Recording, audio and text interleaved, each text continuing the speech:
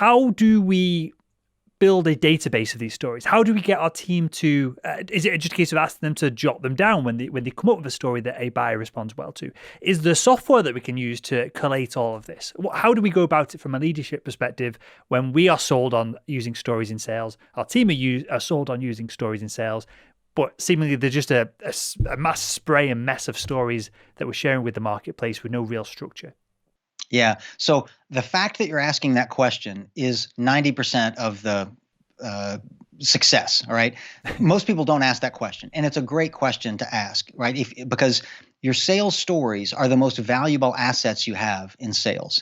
And for most companies, that just exists in the brain of their existing salespeople, which means when they leave or retire or quit or whatever, they're gone. Whereas the sales pitches and brochures and price lists and order guides and spec sheets are all data-based, right? Your stories should be data-based as well because they are every bit as valuable as those things, probably more valuable. The easy answer to your question is database them the easiest way possible, whatever's easiest in your company. If that means literally writing them down by hand, fine, write them down by hand. You can probably find a better way to do that. Type them up into a Microsoft Word document and save them on the company shared drive, and then everybody has access to it. Some of my more sophisticated customers literally create data. They use database software, and they capture them either in video. So you'll just sit in front of your webcam and tell the story and record it, and then that gets saved in some company database. You'll want to make sure they're searchable. So I can, oh yeah, I want to tell that story about the pig, or it was on an island, or like something about a pig on an island, and you just search pig island, and then it would come up in your database or whatever. So a lot of my clients have different ways to do that. There are some commercial software apps available that will help you. Mind Tickle is one of them. Sharper Axe is another one of them, and I can help get you links to these things. I've never found the perfect one, or I'd be using it myself. But literally, what I use is a Microsoft Word document on my computer, and I didn't say that plural, singular. A Microsoft Word document, one document has hundreds and hundreds of stories in it. And I do that just because it makes it easier to search. I open one document and I search for, the pig story, or the story about the other thing, or the story about that guy named Bob Jacobson. What was that story about? And I just search. It makes it easy to search. Because there seems like there's tremendous value in just getting it down out of your head on something. Yes. Because they're probably quite fleeting, some of these great stories. I know that's probably as I ponder on this chatting with you, Paul, it seems that that's my experience of it, I'll blow someone away with this story and go, oh, that was a great conversation. But then I don't analyze it, I don't document it, and then you're almost reinventing the wheel every time you speak with someone from then on. Right. So the important thing is to recognize that these stories are valuable, that they should be databased and accessible to other salespeople. And so you need to actively solicit them from your teams and say, okay, every week I want everybody to submit one new story to the sales story database, and you make it an expectation of their job that they help you populate this sales story database. Some of my clients, they'll have a weekly, team meeting, 1 hour a week, everybody gets together. And it's all virtual now. At each of those team meetings, one person has to tell a new story. And this week it's your week, and next week it's my week, and the next week it's Sally's week, and everybody knows when their week is. And after 1 year, you've got 52 new stories. So you just need to make it an expectation, a job expectation, that people bring their stories, document them, and put them into this database, and then everybody will have access to it. You mentioned virtual then, Paul. Is doing this virtually more or less effective than doing it in person? Or is there anything else we need to do differently when we do deliver a sales story virtually? Yeah. Well, if you'd asked me that a few months ago, I would have said, well, everything's less effective virtually than it is, sure. In person, where you can see and feel, maybe not touch, but, be close to people.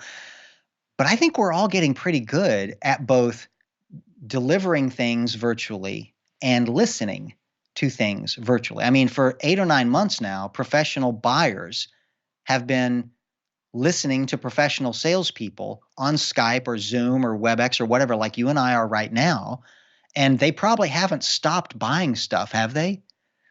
So they're still making purchase decisions, and salespeople are still selling stuff. So I think we're learning how to do this. If you can get in front of somebody in person, I think it's I think it's probably always going to be better, but stories are not ineffective just because they're delivered virtually. Like, did that Pig Island story just not work for you because you're seeing me on a tiny screen instead of in your office? Probably not. It probably worked just as well. So I don't think, I think of stories as being vehicle agnostic, meaning it doesn't matter if you're delivering it on the phone, in person, on a video call, in a recording, live, like they're stories. Like or in writing, in an email, on a website, like they all work. The reason I ask is, and I've got no evidence or data on this whatsoever, but clearly most people spend a lot of time, whether they appreciate it or not, looking at phones, screens, cinema screens, and consuming content. And I feel like when you were presenting in person, if we add a story in there, clearly it's going to have a big impact. And I feel like when we're doing conversations via Zoom, there's less of a pressure on people versus in person to really pay attention. People feel like, whether it's again subconscious or unconscious, they feel like they can slack a little bit, especially if they can get off the webcam and they're just consuming the person talking to them. They're probably doing emails, they're probably making notes. But I'm just wondering if there's some kind of link again in our brains as we, rather than having a conversation through a video channel, if we're used to consuming content and paying attention to a person on a screen, whether stories can have their own kind of different impact versus just a conversation. I'm just kind of spitballing here with you, but I wonder if there's something to that. Yeah, so I think you're right. And I think I agree with you that, when you're online, especially if it's more than two people on the call, it's easy to multitask. And I can real quick look down and check my phone, and you probably won't notice, because there are five other people. When it's just two people like you and I are right now, I think it'd be pretty obvious to you if I wasn't paying attention, right? I wouldn't be looking at you. I'd be looking at my phone. You'd hear me typing on email or whatever. But yet I still agree with you that I think virtual makes it a little bit easier to not pay attention. But to me, that makes storytelling even more important, right? Because if I was just giving you, here are 17 reasons why storytelling works, and I was on reason number 12, you might be drifting off a little bit.